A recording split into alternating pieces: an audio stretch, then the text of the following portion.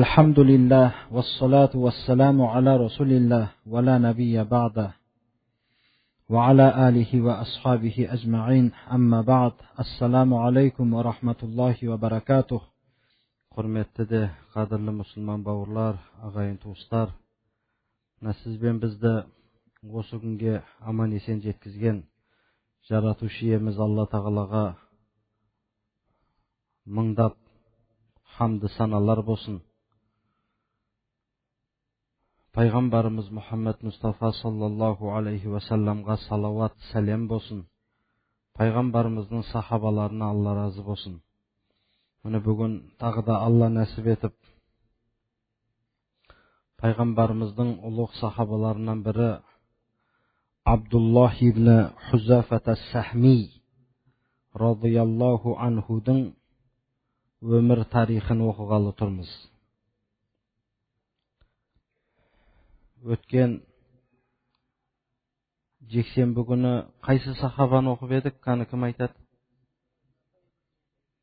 Қатты айтыңыз. Туфайл ибн Амр. Баласының аты кім?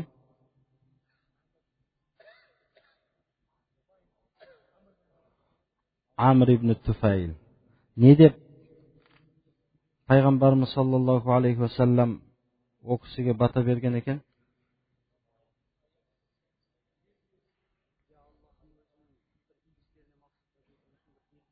Өте дұрыс, осылай айту керек. Оған бір ниет еткен, бір игі істеріне жәрдем болатын бір белгі, аят, мужиза берген деп дұға жасаған екен. Мужиза берілді ғой о кісіге. Қалай берілді мужиза? Бірінші маңдайына беріліп еді, кейін одан ниетіп, қауымым, бұл ана өзінің дінін тастаған үшін, ата-бабаларына сыйынатын дінін тастаған үшін маңдайына бір белгі бопты демесін деп, қамшысының ұшына Алла Тағаладан дұға қылып ауысыпты. Жақсы, соны бір қысқа неде жақсылап біліп жүру керек. Міне бүгінгі оқиын деп тұрған сахабамыздың өмірі бір ғажап. Пайғамбарымыз саллаллаху алейхи ва салламның бір ауыз сөзін жеткізу үшін қандай тәуекелдерге барады. Олай болатын болса бастайық. Бисмиллахир-рахманир-рахим. Абдуллах ибн Хузафат ас-Сахми. Хаққун аля кулли муслимин ан юқаббила раъса Абдуллах ибн Хузафата ва ана абдау бизалика. Умар ибн ал-Хаттаб. Әрбір мұсылманға лайық, яғни әрбір мұсылманға хақ Абдуллах ибн Хузафаның басын сүю. Абдуллах ибн Хузафаның басынан сүю әрбір мұсылманның ақысы. Ва ана абдау бизалика дейді. Мен бірінші боп соны бастаймын дейді. Хазірет Омар айтқан екен бұл сөзді. Не үшін айтылды бұл? Оны соған тоқтайық. بطل قصتنا هذه رجل من الصحابة يدعى عبد الله بن حذافة السحمي لقد كان في وسع التاريخ أن يمر بهذا الرجل كما مر بملايين العرب من قبله دون أن يأباه لهم أو يخطروا له على بال. Бүгінгі біздің қиссамыздың қаһарманы ол сахабалардан болған бір кісі Абдуллах ибн Хузафат ас-Сахми деп аталатын еді. Тарихтың бір құдіретінен шығар. Бұл кісіден де уақыт өтіп жатты, миллиондаған арабтар тәрізді, оларға мән берілместен, олар ешкімнің ойына да келместен, замандар ағып өтіп жатқан миллиондаған арабтардың ішіндегі бір адам құсап, бұл да тарихта мән берілмей келе жатқан сахабаның бірі еді дейді. Ләкин ал-ислам ал-азима атаха ли Абдуллах ибн Хузафат ас-Сахми ан ялқа сайyiday dunya fi zamanihi Kisra Malik al-Furs va qaysara azima rum. Biroq islom, bizning ulug' dinimiz islom mumkinlik berdi. Abdulloh ibn Huzafat as-Sahmiyga o'z zamonida bu dunyoning iki birdiy ulug'i bo'lgan Parslarning patchasi Kisro men Rumdiqlarning ulkan ulug' patchasi Qaysar men jolug'uga islom dini mumkinchilik berdi deydi. Әрине o'z zamonida ular hech kimni mensinbesdan yer bетін o'zlari bilib, төстеп сондай vaqtlar o'tdi. Biroq bizning asl dinimiz kelib, payg'ambarimiz sollallohu alayhi vasallam ularning barlig'in dinga chaqirib, qabıldag'ani qabıldadi, qabıldamag'ani jermen jeksen bo'ldi. Mana hozir sol tarix aytiladi inshaalloh. Wa an takuna lahu ma'a kulli minhuma qissatun ma tazalu ta'iha zakiratu ad-dahr va yarwiha lisanu tarix. Ya'ni Abdulloh ibn Huzafa uchun keremet bir zaman esine alib o'tiradigan bir qissa bor. Tarixning tili onu unumi rivoyat etib o'tiradigan bir keremet bir qissa bor. Mana shunda da 14 g'asr o'tgan bo'lsa da payg'ambarimiz sollallohu alayhi vasallamdan keyin biz sol qissani rivoyat qilayın deb turmiz qo'y. Mana dalil. Bu bir g'azab qissani tarix unumi rivoyat qilib tarixning tili. Ya'ni zaman onu unumi esine alib juradigan keremet bir g'azab qissa bor deydi.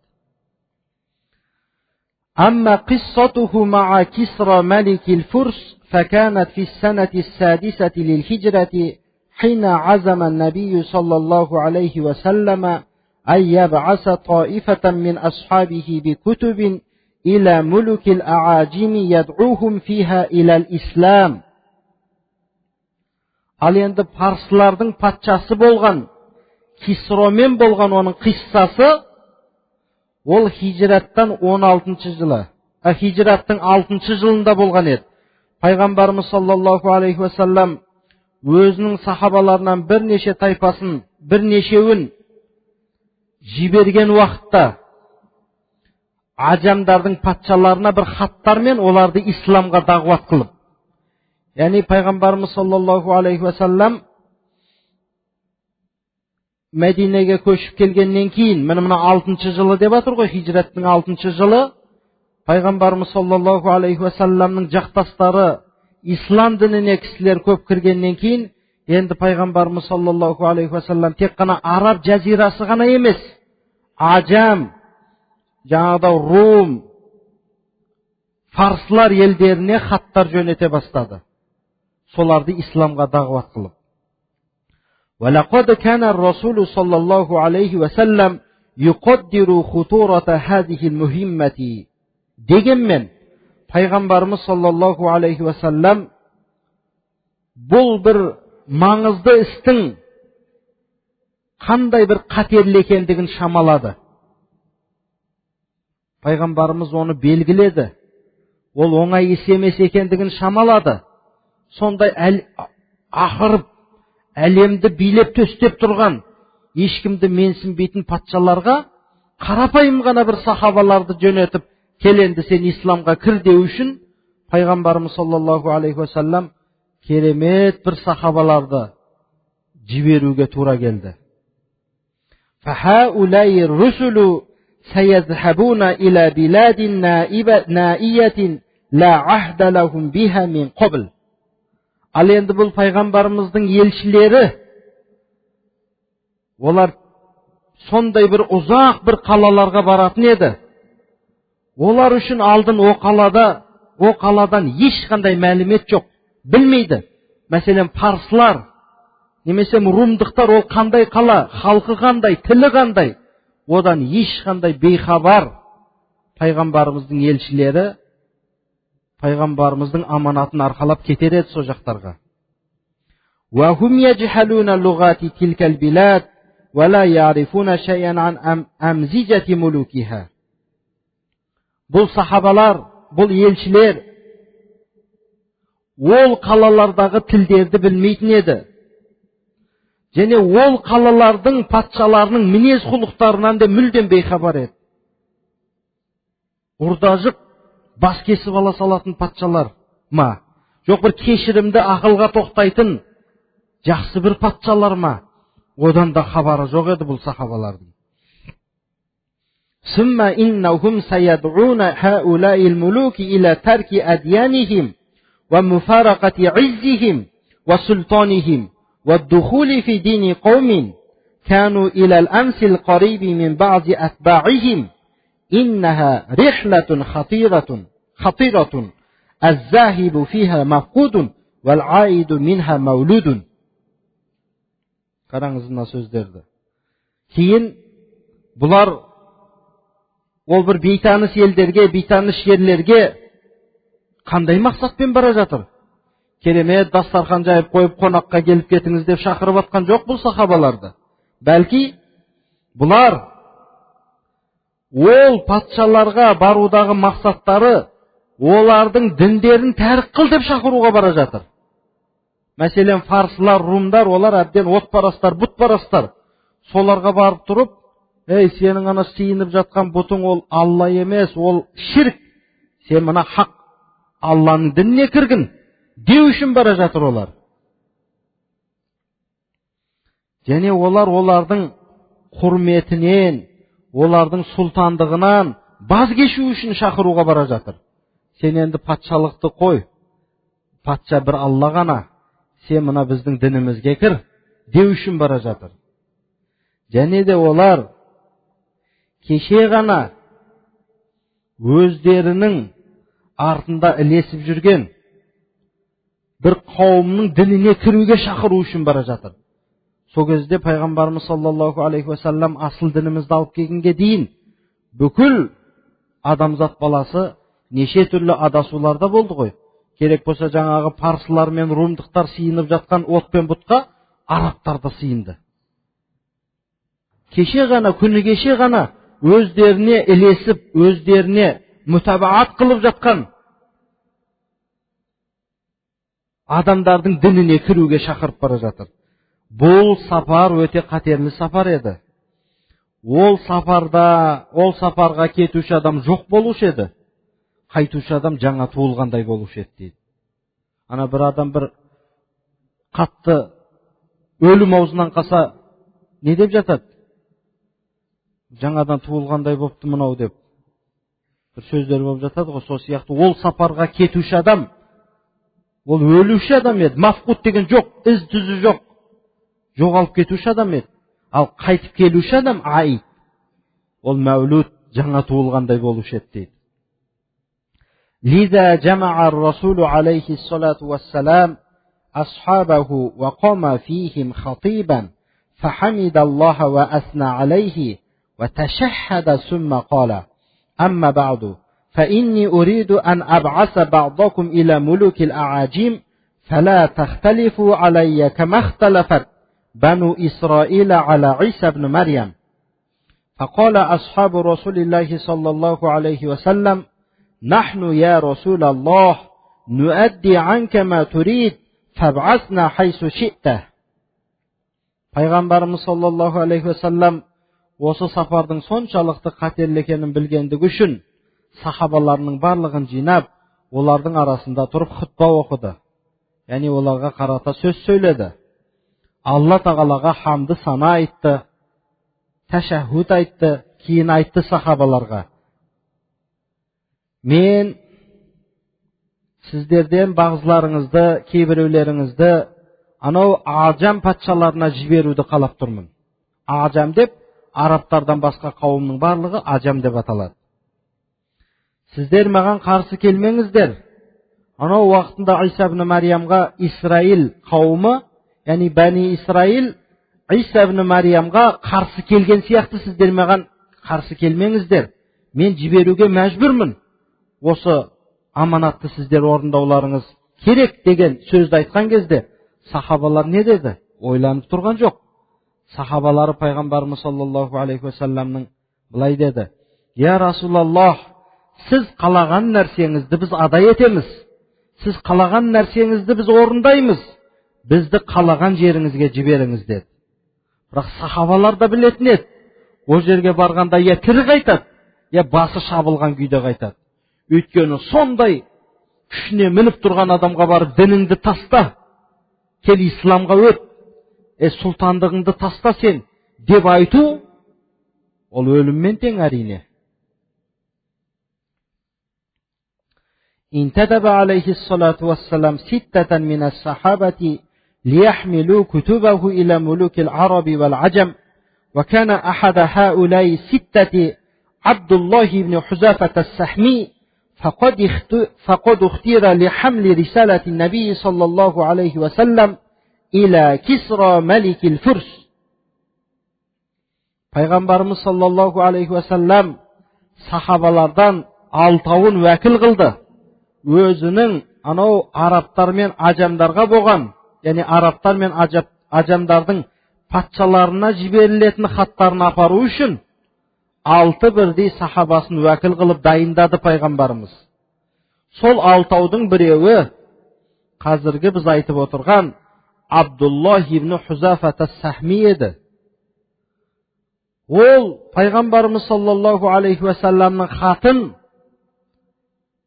парсылардың патшасы Кисроға апару үшін таңдалып алынған сахаба еді. Ең қатерлі, ең дүрілдеп тұрған өз заманындағы бір адамға пайғамбарымыздың хатын апарып аманатын апару Абдуллах ибн Хузафаның маңдайына жазылған нәрсе еді. جهز عبد الله بن حذافة راحلته وودع صاحبته وولده ومضى إلى غايته ترفعه النجاد وتحته الوهاد وحيدا فريدا ليس معه إلا الله حتى بلغ ديار فارس فاستأذن بالدخول على ملكها وأخطر الحاشية بالرسالة التي يحملها له.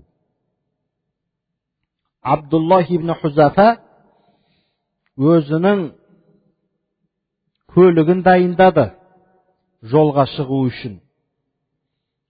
Өзінің жұбайы әйелімен қоштасты, бала шағасымен қоштасты. Мақсатына қарай кетті аттанып. Бір төбеге шығып, бір төмен пәспен жүріп, әйтеуір сай-саламен жүріп, жалғыз өзі тек қана қасында бір Алла ғана бар еді дейді. Жалғыз өзі кетті фарсылардың еліне. Фарсылардың өлкесіне де жетті. Патшаларына кіруге ізін сұрады. Патшаның жәрдемшілеріне өзі алып келген пайғамбарымыз саллаллаху алейхи ва салламнан алып келген хатты ескертті. Мен осындай хатпен келдім, патшаларыңызға кіруім керек деп жалғыз өзі барды со парсылардың еліне. عند ذلك أمر كسرى بإيوانه فزين ودعا عزماء فارس لحضور مجلسه فحضروا ثم أذن لعبد الله بن حذافة بالدخول عليه.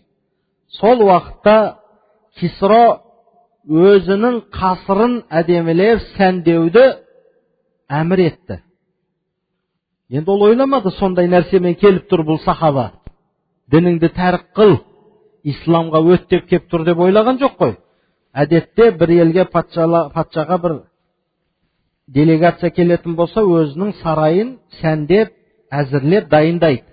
Сол сияқты Кисро да өзінің қасырын керемет безендіруге әмір етті. Қасыры безендірілгеннен кейін парсылардың үлкендерін бәрін шақырды, мәжіліске қатыссын деп. Кәні мына арабтардан келген адам не айтады екен деп тұр ғой енді. Көрсін мынау үлкендерді деп. Кейін Абдуллах ибн Хузафаға кіруге рұқсат берді. Енді кіруді қараңыз. Дахала Абдуллах ибн Хузафата ала сайиди Фариса مستملا شملته الرقيقة مرتديا عباءته الصفيقة عليه بساتة الأعراب. Абдуллах ибн Хузафа парсылардың ұлығы болған патшасына кірді. Ол бір жұқа ескі бір киімге оранып алған. Қазіргідей бір керемет костюм шалбар киіп кірмейді ғой. Жұқа ғана бір ескі бір тонға киімге оранып алған. Оның ескі бір не дейді, сондай бір дөрекілеу, сондай тігілісі сондай бір әдемі емес тонын киіп алып, ода керемет бір қарапайымдылық бар еді. Жасанып, сәнденіп кірген жоқ ол ана парсылардың патшасының алдына. Өзінің ескі құсқы жыртық жамау киімімен патшалардың алдына кіріп барды.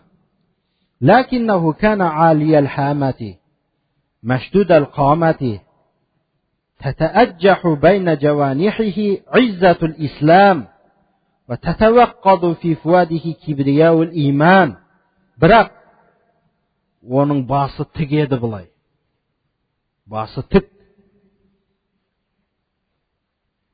Бойы тік ұстап, басын биік ұстап, оның қабырғаларының арасында исламның құрметі жарқырап тұратын еді дейді. Оның жүрегінде иманның тәкаппарлығы тұратын еді дейді. Ол сырт киіміне қараған жоқ. Ана парсылардың патшасының алдына бір керемет киініп барайын.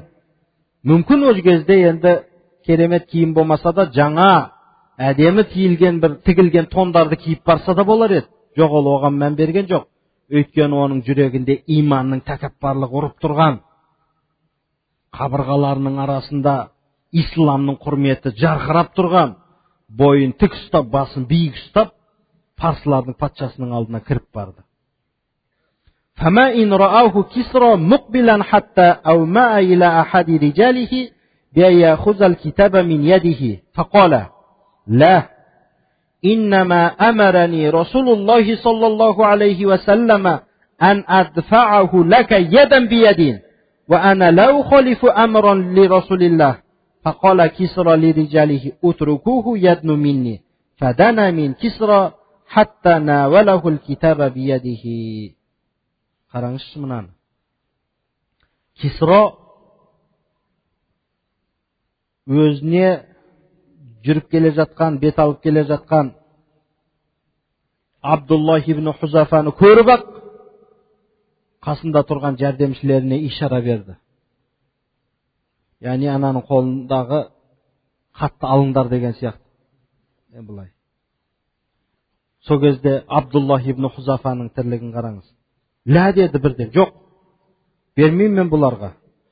Өйткені маған Расулуллах саллаллаху алейхи вассалам қолма-қол бер деген хатты патшаның қолына.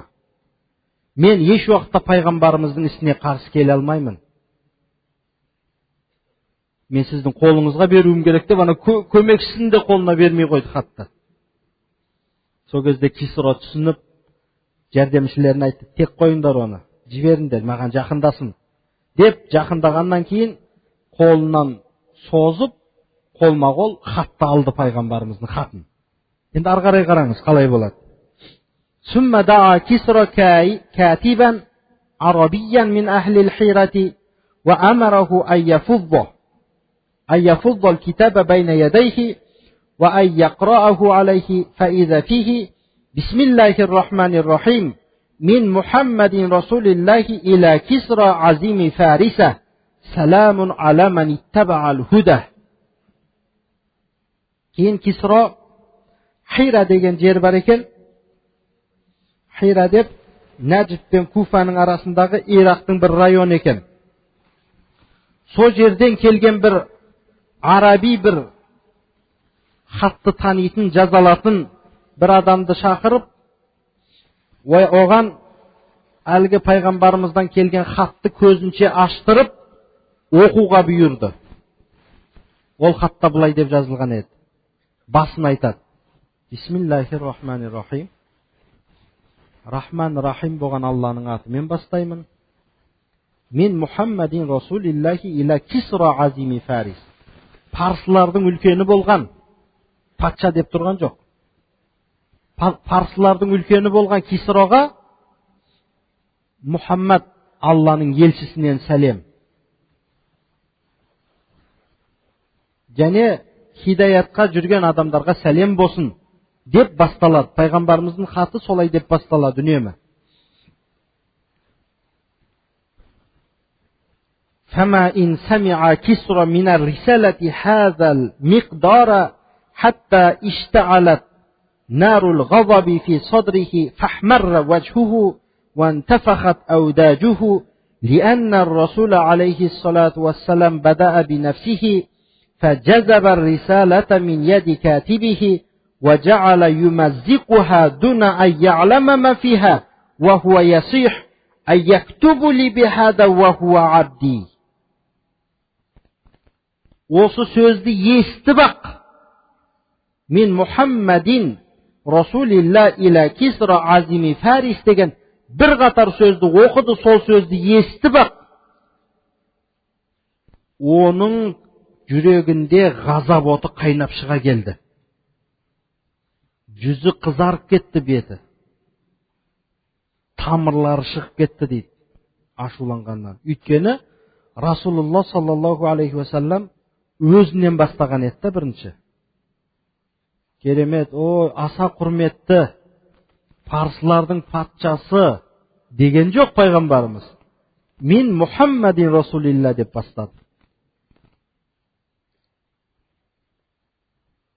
Ол әлгі оқып тұрған кісінің қолынан хатты жұлып алды да, паршалап жыртып тастады хатты. Арғы шетінде хаттың не бар екенінде білгісі де келмеді, оқыған да жоқ. Ол бұлай деп айқайлап жыртатын еді дейді. Аяктубу ли бихада ва ху абди. Ол менің құлым бола тұра маған сондай сөздерді жазама деп пайғамбарымыз саллаллаху алейхи ва салламға тіл тигізді. Өйткені оның бойында әбден тәкаппарлық жиналған. Ол әлемді билеген. О кезде екі үлкен империя болды. Біреуі парсылар, екіншісі румдықтар еді. Оның тәкаппарлығы жібермеді. Әлгі хатта не жазылған арғы шетінде? Не депті Мұхаммад алейхиссалам? Деген жоқ. Менің құлым бола тұра, бұл маған осылай деп жазады ма? Қалайша бұлай жазуға дәті барды? Деген сияқты ғой. Сумма амара би Абдиллах ибн Хузафата ай юхраджа мин мажлисихи фа ухриджа. Кейін бұйрық берді жәрдемшілеріне, Абдуллах ибн Хузафаны шығарып тастаңдар мұна мәжілістен деп, жәрдемшілер шығарып тастады оны. Қандай сапар қараңызшы. Абдуллах ибн Хузафаның мойнында қандай жүк бар еді. Сондай хатты апарып, өзін Құдай сақтасын, Құдаймын дейтін дәрежеге барған адамдардың алдына апарып, дініңді таста исламға кір деп айту үшін барған сапар еді ол. Хараджа Абдуллах ибн Хузафата мин мажлиси Кисра ва хуа ла ядри ма яф'алу Аллаху лаху ай юқталу ам ютраку хурран талиқан лакиннаху ма лабиса ан қала валлахи ма убали ала айи хали накуну бa'да ан аддайту китаба Расулиллахи саллаллаху алейхи ва саллам ва ракиба рахилатаху ва анталақа. Абдуллах ибн Хузафа Кисраның мәжілісінен шықты да ойланып тұрып қалды. Ол білмейтін еді, бұған енді не қылынады? Өлтіріледі ма? Жоқ, босатылып қоя береді ма бұны? Білмейді бұл. Бірақ аз ғана ойланып тұрды да, валлахи деді, Аллаға қасам, маған енді бәрібір не болса о болсын, өйткені мен пайғамбарымыздың хатын бердім ғой оның қолына. Бұдан кейін не болса о болсын. Деді де, көлігіне мінді де жөнеп кетіп қалды. ولما سكت عن كسرى الغضب أمر بأن يدخل عليه عبد الله فلم يوجد فالتمسوه فلم يقفوا له على أثر فطلبوه في الطريق إلى جزيرة العرب فوجدوه قد سبقه. Кисраның ғазабы басылғаннан кейін енді ол Абдуллах ибн Хузафаны қайтадан кіргізіңдер деп әмір етті. Бірақ оны іздеп таба алмады. Оның ізін де таба алмады. Анау Араб жазирасына дейін жолдың барлығын іздеді. Ол өтіп кеткен екен. Шекарадан өтіп кетті деген сөз ғой. Таба алмады оны. Алла құтқарды да. فلما قدم عبد الله على النبي صلى الله عليه وسلم أخبره بما كان من أمر كسرى وتمزيقه الكتاب فما زاد عليه الصلاة والسلام على أن قال مزق الله ملكه. Пайғамбарымыз саллаллаху алейхи ва салламға келіп хабар бергеннен кейін Кисроның пайғамбарымыздың хатын оқымастан-ақ жыртып тастағанын есткен пайғамбарымыз саллаллаху алейхи ва саллам көп те сөз айтып отырмастан Алла тағала оның патшалығының бытшын шығарсын деп бір-ақ сөз айтты болды. Енді оның патшалығының қалай бытшын шығатынын, паршаланатынын енді айтамыз. Амма Кисро фақад катаба иля Базан نائبه على اليمن أن يبعث إلى هذا الرجل الذي ظهر بالحجاز رجلين جلدين من عندك ومرهما أن يأتيان به. فبعث بازان رجلين من خيرة رجاله إلى رسول الله صلى الله عليه وسلم وحملهما رسالة له يأمره فيها بأن ينصرف معهما إلى لقاء كسرى دون إبتاء. Енді қараңыз, ол Кисро онымен тоқтай салған жоқ. Хатын жыртып тастағанмен тоқтаған жоқ. Ол енді өзінің анау Яман деген жердегі орынбасары болған Базан деген кісіге хат жөнетті. Оған былай деді: сен бір екі керемет, бақуат, күшті екі адамыңды жібер, анау бір Хижазда арабтарда бір пайғамбармын деп біреу шығыпты. Соған жібер екі адамыңды. Және оларға бұйырғын оны маған тез алып келсін деді. Пайғамбарымызды алып келсін дейді. Базан екі кісіні жіберді. Яғни өзінің адамдарының ішінен екі бір таңдап, ең жақсыларынан екі адамды жіберіп, пайғамбарымыз саллаллаху алейхи ва салламға бір хат жөнетіп. Мынау хат барысымен-ақ ойланып отырмастан, кешікпестен екі кісімен бірге Кисроға қарай жүргін деп, Кисроға қарай барғын деп пайғамбарымызға бұйрық беріп хат жіберді ол да, Базан. Қараңыз, соншалықты дәрежеде адамдар надандықтың батпағында еді о кезде. Пайғамбарымыз саллаллаху алейхи ва салламды екі кісіні жіберіп бар апкендер Кисроға деп. وطلب إلى الرجلين أن يقفا على خبر النبي عليه الصلاة والسلام وأن يستقصي أمره وأن يأتيه بما يقفان عليه من معلومات. Пайғамбарымыз саллаллаху алейхи ва салламның хабарын біліңдер. Одан бір мәлімет біліп келіңдер бірінші. Оның ісі не екен, содан бір үйреніңдер деп сондай да тапсырмаларды берді. خرج الرجلين يغزان السير حتى بلغ الطائف فوجد رجالا تجارا من قريش فسألاهم عن محمد عليه الصلاة والسلام فقالوا هو في يثرب. ثم مضى التجار إلى مكة فرحين مستبشرين وجعلوا يحنئون قريشا ويقولون قروا عينا فإن كسرى تصدى لمحمد وكفاكم شره. Екі кісі тез жүріп Таифқа келді. Таиф Мекке мен Мәдинаның арасындағы бір жер. Сол жерде Құрайыштардан болған саудагерлерге кездесті. Құрайыштар мүшриктер көбісі. Пайғамбарымыз саллаллаху алейхи ва салламды үнемі зорлық зомбылық көрсеткен мүшриктер соларға әлгі Яманның патшасы болған Базанның екі адамы келіп жолықты. Кейін Мұхаммад алейхиссалам туралы сұрады. Енді сұрағанда айтады ғой, біз осылай Мұхаммад алейхиссалам анау Кисроға хат жіберген екен, Кисро енді соны бізге алып кел деді. Қандай адам ол өзі? Деген сияқты сұрақ сұрағанда бұлар айтты, ол енді Мәдинада деді. Кейін Меккенің саудагерлері қуанып, сүйінші сұрап бір-бірінен Меккеге қарай кетті. Ол Құрайышты құттықтады барды да, Құрайыш қауымын. Бұлай деп айтар еді сол кезде. Құрру айна. Ол дегені, ей, қуаныңдар. Қуаныңдар енді.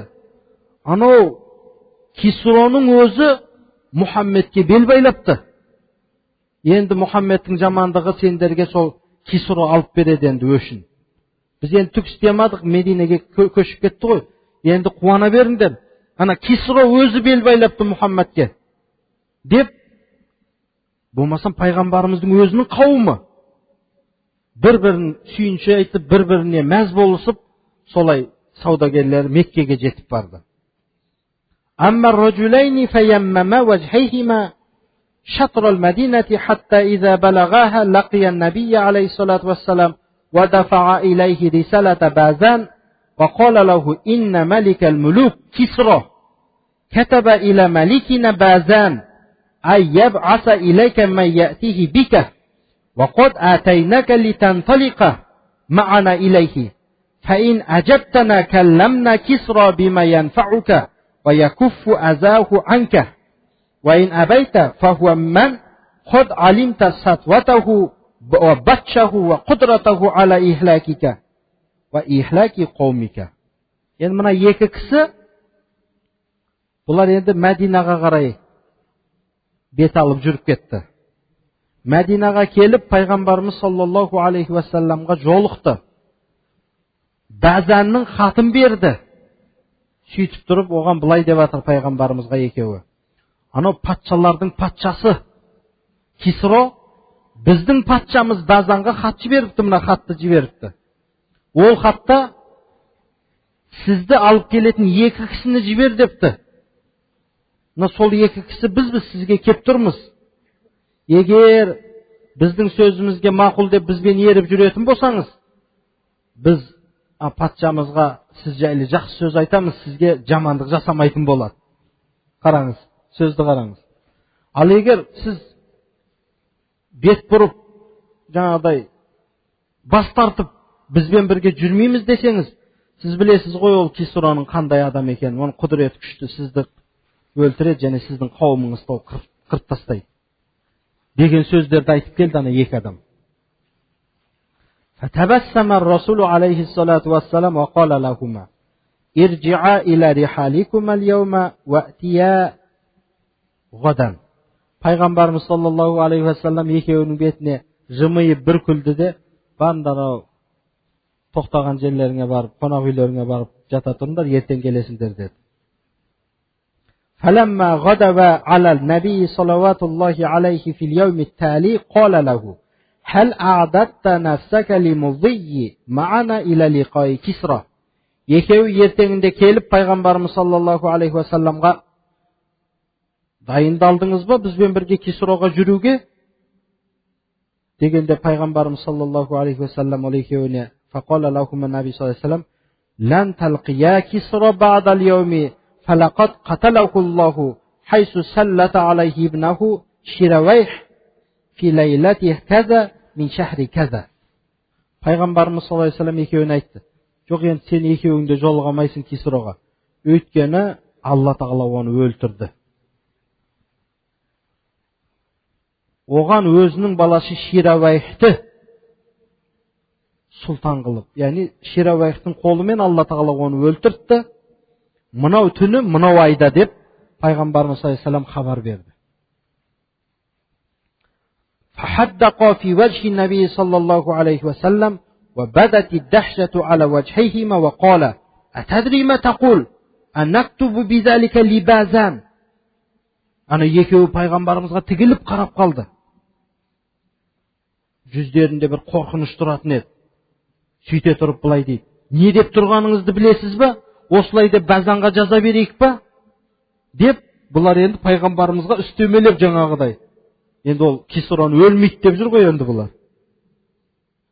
Қола, пайғамбарымыз жайбарақат: Наам, ва қула лаху инна дини саяблуғу ма васала илайхи мүлку Кисра, ва иннака ин асламта аътайтука ма тахта ядайк, ва маллактука ала қаумик. Жаза беріңдер солай деп. Және айтыңдар оған: әлбетте менің дінім тез оған Кисроның патшалығы жетіп барған жердің барлығына жетеді, менің дінім тез жетеді. Егер базандарың айтыңдар, егер исламға келсе, мен оған сол қауымына патша болып қалуға мүмкіндік беремін деді пайғамбарымыз алейхиссалам. Хараджар раджулайни мин инди расули салаватуллахи алейхи ва саллам وقدم على بازان وأخبراه الخبر فقال لئن كان ما قاله محمد حقا فهو نبي وإن لم يكن كذلك فسنرى فيه رأيا فلم يلبث أن قدم على بازان كتاب شيرويه وفيه يقول أما بعد فقد قتلت كسرى ولم أقتله إلا انتقاما لقومنا فقد استحل قتل أشرافهم وسبي نسائهم وانتحاب أموالهم فإذا جاءك كتابي هذا فخذ لي طاعة ممن عندك. Екі кісі пайғамбарымыз саллаллаху алейхи уассаламның алдынан шығып, Базанға келді, қайтып өздерінің патшаларына. Оған хабар айтты, жаңа хабарды. Сол кезде Базан, ол ақылды адам ғой. Егер Мұхаммед айтқан нәрсе хақ болатын болса, ол анық пайғамбар. Ал егер олай болмай шықса, яғни Кисра өлсе деген ғой, немесе өлмей қалса, онда көреміз енді оны. Енді көреміз деп бір екі ойлы болды. Содан көп ұзамай-ақ Базанға әлгі Кисраның баласы деген Ширавайхтан хат келді. Ол хатта былай делінген: мен Кисраны өлтірдім дейді, баласы айтады. Мен оны қауымым үшін, өзіміздің қауымнан өш алу үшін өлтірдім. Өйткені ол біздің ұлыларымызды өлтіруді халал санады. Әйелдерімізді құлдыққа салды, мал дүниелерімізді тартып алды. Сол үшін өлтірдім мен Кисраны. Енді жауыз бір патша болған екен де ол да шынында. Егер саған менің осы хатым жетіп баратын болса, қасыңдағылардың барлығымен маған енді итағат қылғын. Мен енді патша болдым дегені ғой. Сен бас тартпай маған бірден итағат қылғын деп, Ширавайх Базанға, Ямандағы Кисраның орынбасары болған Базанға сол хатты жіберді. فما إن قرأ بازان كتاب شيرويح حتى طرحه جانبا وأعلن دخوله في الإسلام وأسلم من كان معه من الفرس في بلاد اليمن. Хатты оқып-ақ Ширавайх жанына лақтырып тастады да өзінің исламға кіргендігін жариялады. Және өзінің қасындағы Яман қаласындағы барлық фарслар да онымен біргелікте исламға кіріп кетті. هذه قصة لقاء عبد الله بن حذافة لكسرى ملك الفرس.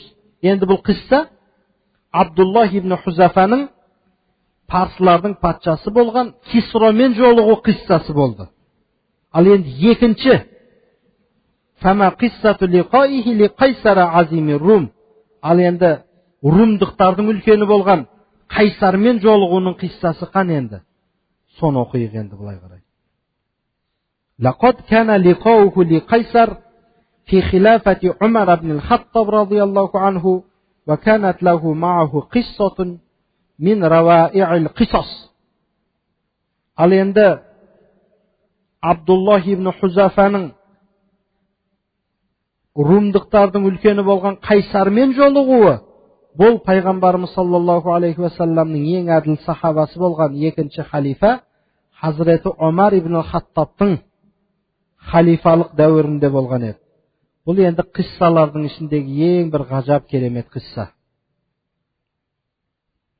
ففي السنة 19 للهجرة بعث عمر بن الخطاب جيشا لحرب الروم فيه عبد الله بن حذافة السحمي وكان قيصر عظيم الروم قد تناهت إليه أخبار جند المسلمين وما يتحلون به من صدق الإيمان ورسوخ العقيدة واسترخاص النفس في سبيل الله ورسوله فأمر رجاله إذا ظفروا بأسير من أسرى المسلمين أن يبقوا عليه وأن يأتوه به حيا وشاء الله أن يقع عبد الله بن حذافة السحمي أسيرا في أيدي الروم فحملوه إلى مليكهم وقالوا إن هذا من أصحاب محمد السابقين إلى دينه قد وقع أسيرا في أيدينا فأتيناك به. Бұл енді Қайсармен жолығуы хижраттың 19-шы жылы болған еді. Пайғамбарымыз саллаллаху алейхи уассалам дүниеден өткен, анау фарслардыкымен жолыққан уақыт хижраттың қай кезі еді? 6-шы жыл еді. Арада 13 жыл өткеннен кейін Хазіреті Омар разияллаху анху румдықтармен соғысу үшін әскерлерді Румға жіберді. Қайсар, румдықтардың әлгі патшасы болған Қайсар, оған мұсылмандардың хабары жеткен еді. Яғни олардың имандарының сондай сыдықы имандары кәміл екендігі сипаты. Және олардың ақидаларының сондай бекем екендігі. Және Алланың Расулының жолында өз нәпсілерін аямайтындығы жөнінде хабар жеткен еді Қайсарға. Сол үшін ол өзінің әскеріне, өзінің адамдарына бұйырды, егер мұсылмандардан бір тұтқын ұстап алатын болсаңдар, оны тірідей мен алдыма алып келіңдер. Тексеріп көрмекші ғой. Алла қалап, қараңыз, Алла қалап дейді. Румдықтардың қолына тұтқын болып Абдуллах ибн Хузафа түсті. Оны патшаларын алып барды. Олар айтты патшаларына: "Міне мынау Мұхаммад алейхиссалам дініне әуелгі болып кіргендердің бірі мынау. Біздің қолымызға тұтқын болып түсті, сіз айтқан едіңіз, тірідей алып кел деп, міне сізге алып келдік" деп, Абдуллах ибн Хузафаны, әрине оның қасында бірнеше тұтқындар бар, бірақ басшысы Абдуллах ибн Хузафаны Қайсардың алдына алып келді. Назара Малики Рум иля Абдуллах ибн Хузафата тавилан сумма бадараху қаилан инни а'ризу алейка амран қала ва ма хуа фақала а'ризу алейка ан татанассара фа ин фаалта халлайту сабилака ва акрамту масвака деді. Румдардың патшасы ұзақ Абдуллах ибн Хузафаға қарап тұрып, кейін оған сұрақ қойып былай деді: "Саған мен бір істі айтамын қазір. Саған мен бір іс бұйырамын." Ол қандай іс деді Абдуллах ибн Хузафа? "Сен насара боласың" деді. Румдықтардың патшасы айтты: "Сен насара болуға мен саған бұйырамын" деді. Насара деген христиан да енді. Ан татанассара деп. Егер солай қылсаң, мен сені тек қоямын, өлтірмеймін, және сенің мәртебеңді, орныңды көтеремін, мәртебеңді көтеремін егер насара болсаң. Фақал ал-асир фи анафатин ва хазмин хайхата. Тұтқын Абдуллах ибн Хузафа тәкаппарлықпен, батылдықпен: "Жоқ, ол айтқаның болмайды" деді енді. Хайхата дегені жоқ деген. "Иннал маута ла ахаббу иlayya alf marratin mimma tad'unani ilayhi." Өлген маған мың мәрте артық, мың мәрте жақсырақ маған өлу. Сен мені шақырып жатқан нәрседен гөр деді. Насара болғанымша өлгенім артық мың мәрте деді ғой. Фақала Қайсар: "Инни ла арака раджулан шахман فإن أجبتني إلى ما أعرضه عليك أشركتك في أمري وقاسمتك سلطاني." Қайсар болса, және де сынап, "Мен бір батыл кісіні көріп тұрған сияқтымын. Сен егер мен саған бұйырып жатқан нәрсеге қабыл қылсаң, жауап берсең, мен сені өзімнің ісіме шерік қыламын. Және сұлтандығымды бөлісемін семен" деді. فتبسم الأسير المكبل بقيوده وقال: "والله لو أعطيتني جميع ما تملك وجميع ما ملكته العرب على أن أرجع عن دين محمد طرفة عين ما فعلته." Кісенімен кісенделіп жатқан тұтқын Абдуллах ибн Хузафа жымиып күлді де айтты оған: "Аллаға қасам, бүкіл патшалығыңды берсең де, оны арабтар патшалық қылып жатқан жердің нәрсенің барлығын берсең де, Мұхаммад алейхиссаламның дінінен қайтуға, яғни көзді ашып жұмғанша Мұхаммад алейхиссалам дінінен қайтуға сол нәрселерді сен маған берсең де, мен оны қылмаймын деді. Қараңыз, иманның беріктігін қараңыз.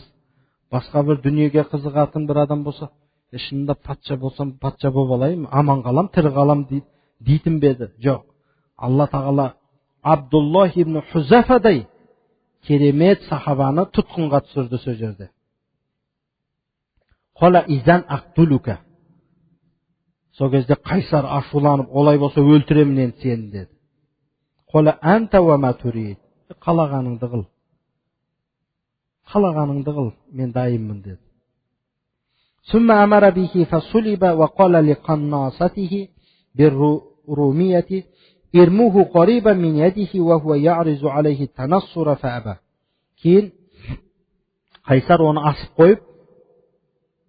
қойып,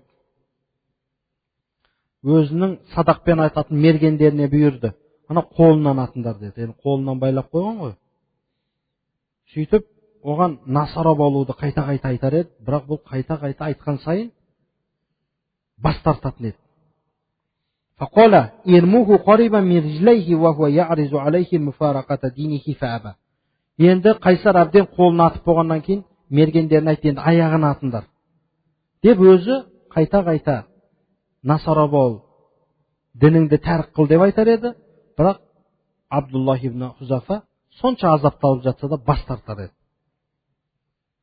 عند ذلك أمرهم أن يكفوا عنه وطلب إليهم أن ينزلوه عن خشبة صلب ثم دعا بقدر عظيمة فصب فيها الزيت ورفعت على النار حتى غلت ثم دعا بأسيرين من أسارى المسلمين فأمر بأحدهما يلقى فيها فألقي فإذا لحمه يتفتت وإذا عزامه تبدو عارية ثم التفت إلى عبد الله بن حذافة ودعاه إلى النصرانية فكان أشد إيباء لها من قبل.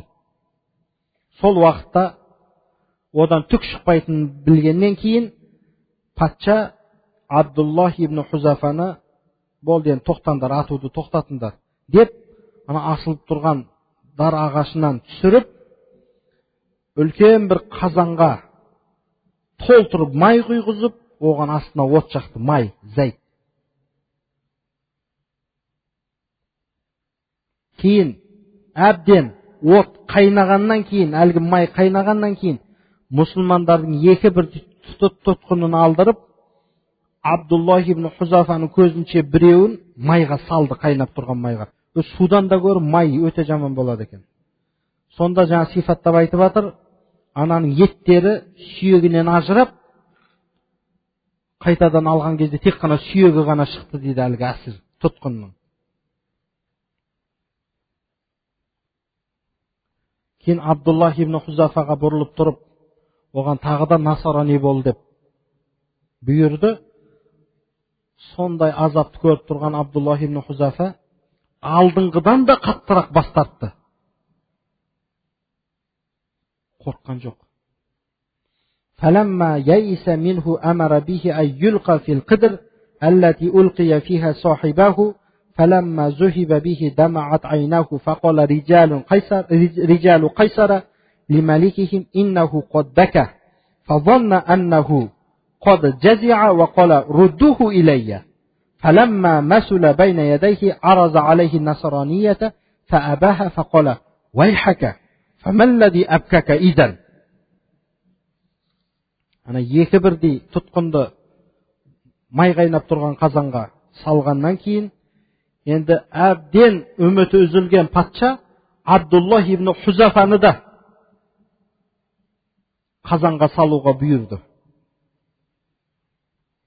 Қазанға алып кетіп бара жатып, Абдуллах ибн Хузафаның екі көзінен жас ақты дейді. Қайсардың жанындағы кісілері бірден патшаларына барып, анау жылап жатыр деп. Содан Қайсар ойлап қалды, бұл қорққаннан жылап жатыр, тоқтатыңдар бұны қазір, тоқтата тұрыңдар деп, қайтадан оған алдын алып келгеннен кейін тағы да насарани бол деп бұйрық берді. Бұл да айтқанынан қайтпайтын патша екен да. Ол және бас тартты. Сөйтсе патша айтты: вайхак деген оңбаған дегені ғой енді. Олай болса неге жылап жатсың сен? Бұл ойлап қалды енді, қорыққаннан майға түсіп өлемін деп жылап жатыр деп ойлап. Онда неге жылап жатсың?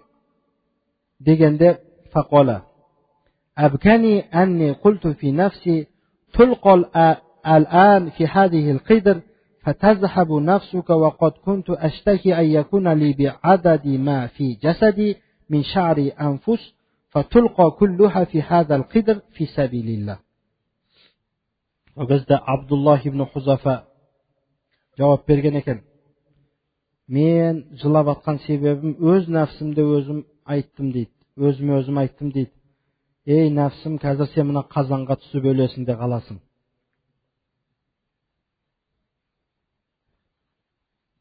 Кәнеде енді менің бойымда қанша тал жүн бар, сонша жаным болғанда еді, сол жанымның барлығы Алла тағаланың жолында осы қазанға түсіп өлгенде еді деп армандағанымнан жылап жатырмын дейді. Бірақ жаным болып, ол жанымның өзі қазір қазанға түседі де өледі де қалады. Нәпсім. Кәнеде енді менің өне бойымда қанша тал жүн бар, қанша тал шаш немесе қанша тал жүн бар, сонша менің жаным болғанда еді, сол жанымның барлығы біртіндеп Алланың жолында осы қазандағы майға түсіп өлгенде еді деген нәрсені армандап жылап жатырмын деді. Фақала тағия, шектен шыққан патша былай деді сонда: Халлака ан туқаббила раси ва ухаллия анка. Әбден амал таусылғаннан кейін: олай болатын болса, сен менің басымды сүйесің ба, мен сені тек қоямын деді. Фақала лаху Абдуллах ва ан жамии асарал муслимин айдан. Барлық мұсылмандарды да тек қоясың ба, егер сен басыңнан сүйсем деді Абдуллах ибн Хузафа. Фақала ва ан жамии асарал муслимин айдан. Барлық мұсылмандарды мен өлтірмей тек қоямын деді. قال عبد الله حيث فقلت في نفسي عدو من أعداء الله أقبل رأسه فيخلي عني وعن أسار المسلمين جميعا لا ضير في ذلك علي. عبد الله айтады: іштей өзіме айттым дейді. Мына Алланың дұшпандарынан болған бір дұшпан бұл. Мен қазір бұның басын сүйсем, ол мені және бүкіл мұсылмандарды өлтірмей тек қояды. Бұл үшін маған зиян жоқ қой. ثم دنا منه وقبل رأسه فأمر ملك الروم أن يجمع له أسر المسلمين ويدفعوهم إليه فدفعوا له. Кейін жайлап қасына барып жақында басын сүйген сияқты болды. Енді әлгі румдықтардың патшасы барлық мұсылмандардың тұтқындарын жинап Абдуллах ибн Хузафаға қосып жолына сап тек қоя берді. Бірақ ол жерде ол риуаяттарда айтады, ол басын сүйген жоқ, басына түкірді барып негізі. قدم عبد الله بن حذافة على عمر بن الخطاب رضي الله عنه وأخبره خبره فسر به فاروق أعظم السرور ولما نظر إلى الأسرى وقال: حق على كل مسلم أن يقبل رأس عبد الله بن حذافة وأنا أبدأ بذلك ثم قام وقبل رأسه. Қараңыз мына сахабаның кереметін. Енді Абдуллах ибн Хузафа Хазрет Умар разияллаху анхуға келгеннен кейін, болған жайттардың бәрін хабар бергеннен кейін, Хазрет Умар разияллаху анху қатты қуанды. Тұтқындарға қарап тұрып айтты дейді сол кезде. Өйткені қанша мұсылман тірі қалып кетті ғой. Әрбір мұсылманның хаққы, әрбір мұсылманның ақысы Абдуллах ибн Хузафаның басынан сүюі. Мен соны бірінші болып бастаймын деп орнынан тұрып, Абдуллах ибн Хузафаның бар басынан сүйген екен. Хазрет Омар разияллаху анху. Міне сол сахаба бүгінгі сахабамыз. Қараңызшы, құрметті жамағат, осы жермен бұл қиссамыз аяқталыпты. Абдуллах ибн Хузафадай сахаба пайғамбарымыз саллаллаху алейхи уассаламның сөзін көздің не дейді анау, көз қырындай, көзді ашып жұмғандай да уақыт пайғамбарымыздың әмірін тәрк қылмай, пайғамбарымыз маған осылай деген ғой, мен солай істеуім керек, пайғамбарымыз айтқан нәрсені орындадым, не болса о болсын деген сахаба. Біз қазіргі кездегі мұсылмандар дініміз үшін солай жан пидалық ете аламыз ба? Кей кезде дініміз бен дүниеміз бір кеп қалса, өкінішке қарай иманымыз әлсіреп, дүниеге қарай кетіп қаламыз. Бірақ осы нәрселерді айтудан мақсатымыз иманымыз күшейсін.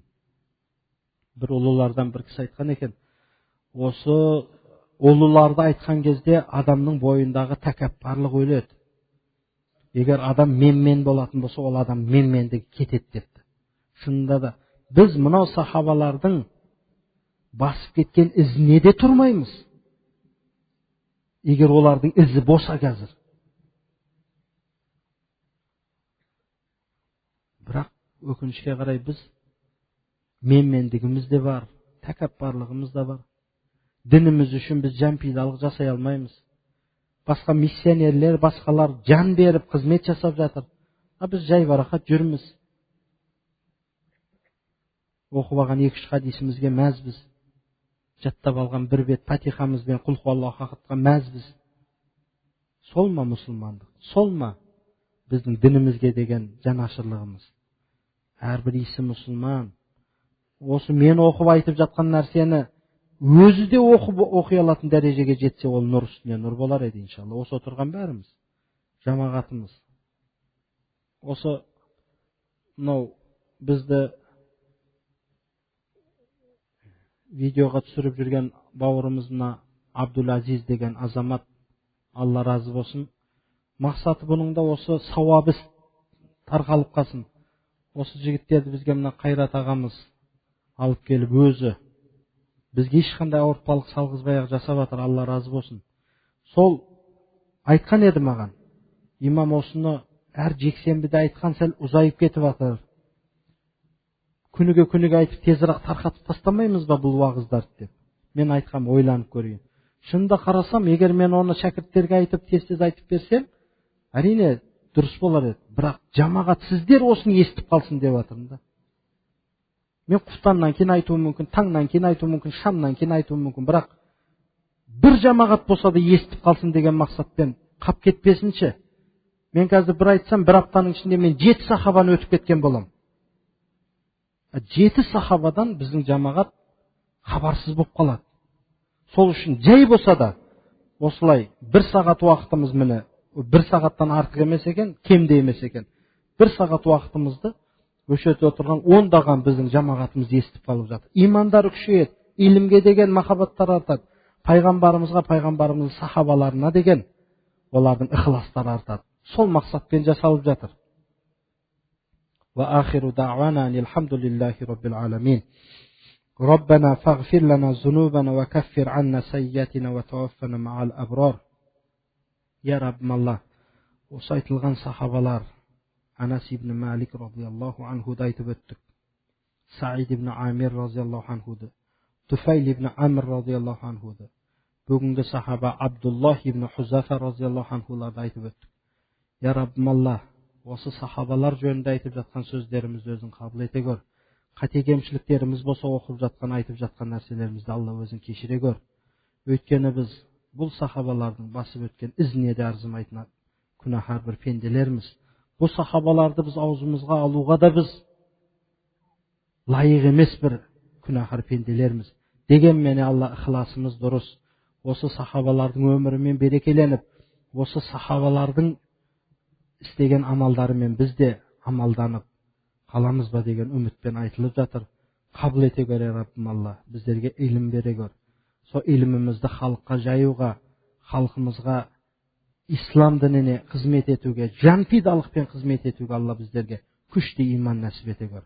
Саллаллаху таала ала хайри халқихи Мухаммад ва ала алихи ва асхабихи ажмаин. Бирахматика я архамар рахим.